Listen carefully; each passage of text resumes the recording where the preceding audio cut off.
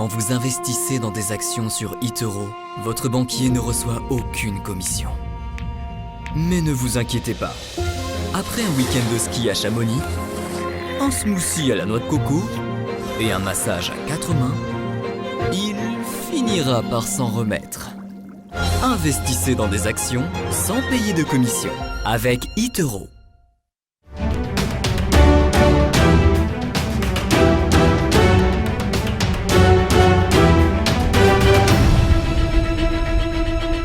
On continue Bernard avec Vivendi.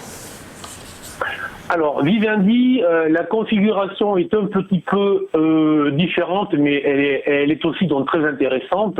En fait, Vivendi avait vivoté, si je puis dire, durant de très longs trimestres, durant 12 ou 15 mois. Juste avant la crise du coronavirus, elle évoluait dans des bornes relativement étroites qui étaient comprises entre 23 et 25,5.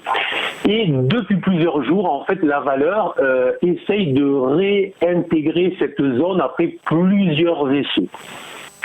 Ce matin, la valeur est en légère baisse de 1,1%, donc légèrement sous ce niveau. Alors, on va aussi en fait ajouter que la valeur est repassée au-dessus de sa moyenne mobile 200 et cette moyenne mobile 200 est en train de s'aplanir, de s'aplatir. Là aussi, c'est sur un plan technique très intéressant et on sait bien que les gérants long terme, les gérants donc en action, les gérants de fonds, c'est à peu près la seule chose qu'ils vont regarder et qui les intéresse.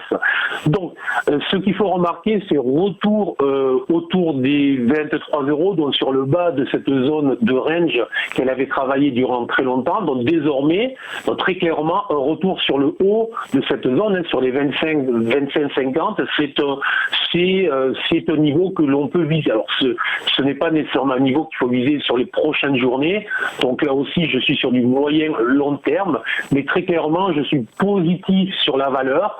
Alors, il n'y aurait que si jamais on avait un retour sur les 20 euros où là on pourrait commencer à se poser un certain nombre de questions. Et puis en fait, si jamais la valeur revenait sur les 21,50 €, ce serait peut-être l'occasion justement de faire des achats sur repli.